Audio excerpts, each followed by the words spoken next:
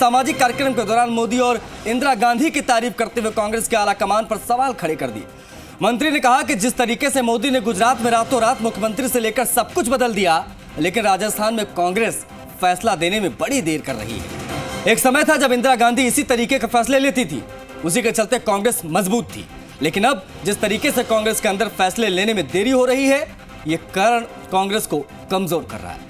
हेमाराम चौधरी के इस बयान ने कांग्रेस में नई खलबली पैदा कर दी है। हेमाराम चौधरी साल के शुरू से ही लगातार पायलट के साथ रैलियों में इशारों में मुख्यमंत्री गहलोत को अपने निशाने पर लेते आए हैं। लगातार सरकार की योजनाओं को लेकर सवाल खड़े करते रहे। बिजली को लेकर तो सीधा आरोप तक लगा दिया था। अब जिस तरीके से हेमाराम चौधरी ने मोदी के फैसले लेने की क्षमता की तारीफ की है, इस बात ने कांग्रेस में जयपुर से लेकर दिल्ली तक खलबली मचा दी है। हाल ही में 28 तारीख को प्रधानमंत्री ये भाई अपना खुद का सुपरमार्केट बना के महीने का 10 लाख कमा रहे हैं। हाँ, सिर्फ पैसे वाले नहीं, आप भी कर सकते हैं। फ्रीडम ऐप को अभी डाउनलोड कीजिए। मोदी राजस्थान आ रहे हैं और इस तारीख के तमाम कयास भी लग रहे हैं कि कांग्रेस के कई मंत्री से लेकर विधायक बीजेपी ज्वाइन कर सकते हैं। तो यह है पूरी खबर। हेमाराम चौधरी के बयान से मच गई है खलबली।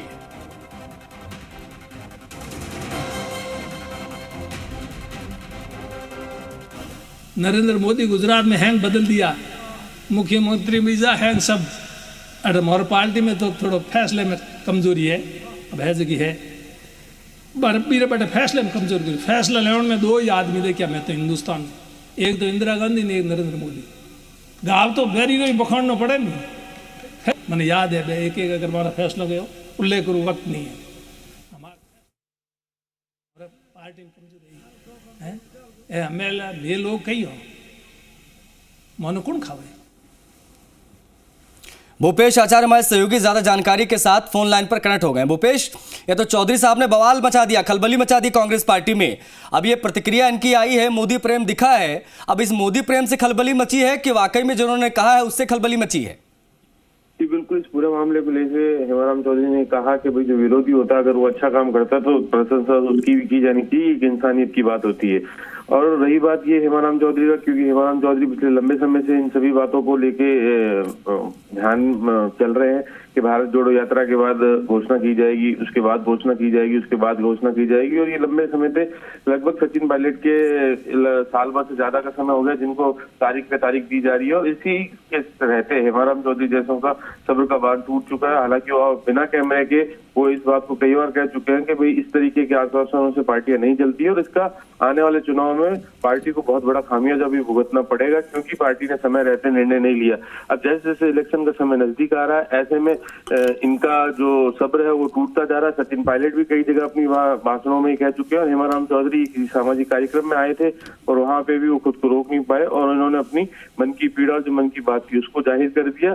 और इस बात को लेके लोगों ने कई तरीके की राजनीति के लिए कयास लगाने शुरू कर दिए। क्या हेमाराम चौधरी बीजेपी में जा सकते हैं? क्या हेमाराम चौधरी कुछ और कर सकते हैं? क्योंकि उन्होंने नरेंद्र मोदी और इंदिरा गांधी की तारीफ करने के बाद ये कहा कि भाई राजनीति में कोई व्यक्ति सफल होता है जो कड़े फैसले लेता है और उसको लागू करता है और अपने इन फैसलों पर अटिक रहता है। बड़ी चीज ये है ना भूपेश की, ये कोई आम नेता नहीं है। ये जिन मुख्यमंत्री साहब के बारे में बोल रहे थे और उन्हीं के कैबिनेट में मंत्री हैं। अब ऐसे में इनका बयान कोई ऐसा बयान नहीं है कि इसको लाइटली लिया जाए। जाहिर तौर पर खलबली पूरे प्रदेश स्तर पर, देश स्तर पर मचेगी, क्योंकि चुनावी साल में प्रवेश कर गए हैं और एक एक बयान सरकार की दिक्कत यहां पर पैदा कर सकती है। इनके अगर बैकग्राउंड में जाएं चौधरी साहब के, तो क्या पहले भी ये लगातार ऐसे बयान देते रहे हैं और सरकार को घेरने वाले मुसीबत में डालते रहे पहले भी? जी बिल्कुल, ये इस सरकार में जब से सरकार का गठन हुआ उसके बाद से ये इस तरीके के बयानबाजी इनकी चलती रही, क्योंकि सचिन पायलट गुट से आते हैं। सचिन पायलट गुट के सबसे वरिष्ठ वृद्ध नेता हैं जो कि राजस्थान के बाड़मेर जिले से आते हैं और वहां से वो लंबे समय से चुनाव लड़ रहे हैं। लगभग ये इनका 7वां चुनाव होगा और ये लंबे समय से राजनीति में कद्दावर नेता रहे। इससे पहले हेमाराम चौधरी प्रतिपक्ष के नेता भी रहे और हेमाराम चौधरी अन्य कई पदों पर रहे। तो हेमाराम चौधरी को भी राष्ट्रीय स्तर पे जो कांग्रेस है और उसके अलावा जो तमाम नेता वो जानते हैं। और हेमाराम चौधरी साफ तौर पे कह चुके हैं कि जब तक नेतृत्व परिवर्तन नहीं होगा तब तक राजस्थान में किसी भी तरीके से कांग्रेस की सत्ता की वापसी नहीं होगी, क्योंकि जो लोग वोट देने वाले हैं उन लोगों के साथ युवाओं का जुड़ाव है और जब तक युवा राजनीति में नहीं आएंगे तब तक इस तरीके की जो समस्याएं चलती रहेगी। और हेमाराम चौधरी अभी कुछ ही दिन पहले जी राजस्थान के कार्यक्रम में भी आए थे। उन्होंने जी राजस्थान से अपील भी की थी कि आप एक इस तरीके की मुहिम चलाएं जिसमें राजनेताओं के रिटायरमेंट की उम्र सीमा तय की जाए, क्योंकि जितने भी क्षेत्र है उन सब में उम्र की एक सीमा तय की गई है और उसके बाद उसको रिटायरमेंट करने के बाद युवाओं को मौका मिलेगा। आखिर जब तक हम रहेंगे तब तक युवा कैसे आएंगे?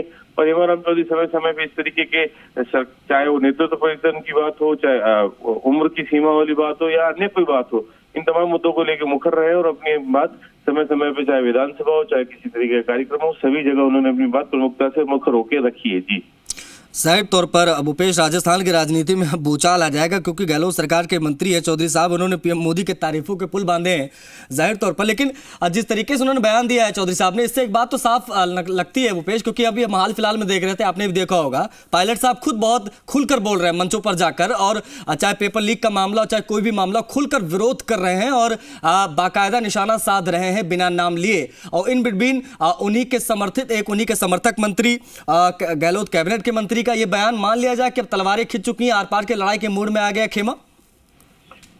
बिल्कुल, जैसे जैसे चुनाव का समय नजदीक आ रहा है, गहलोत आज से ही बजट का सेशन शुरू होना है, इन सभी चीजों को लेके वैसे वैसे खलबली का बढ़ती जा रही है। क्योंकि जब एक बार बजट पेश हो जाने के बाद इस तरीके की जो नेतृत्व परिवर्तन हो, चाहे किसी भी तरीके की बातें हो, उन सभी पे एक बार का विराम लग जाएगा। और उसके बाद अगर हो भी जाता तो उससे ज्यादा कुछ करने के लिए, कुछ बताने के लिए, राजस्थान की जनता में खुद का मैसेज छोड़ने के लिए कुछ बच नहीं पाता।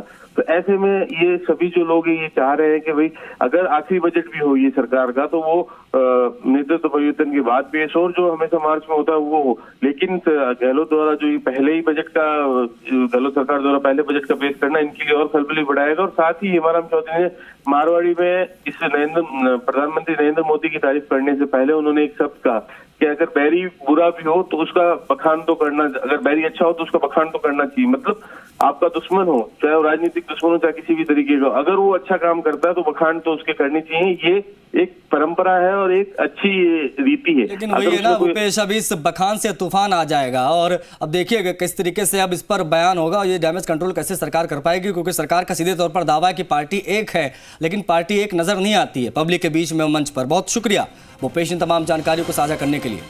तो सीएम गहलोत के मंत्री का मोदी प्रेम आपने देखा।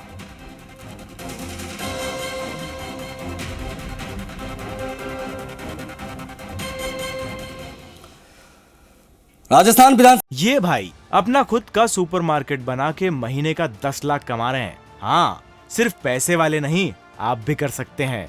फ्रीडम ऐप को अभी डाउनलोड कीजिए।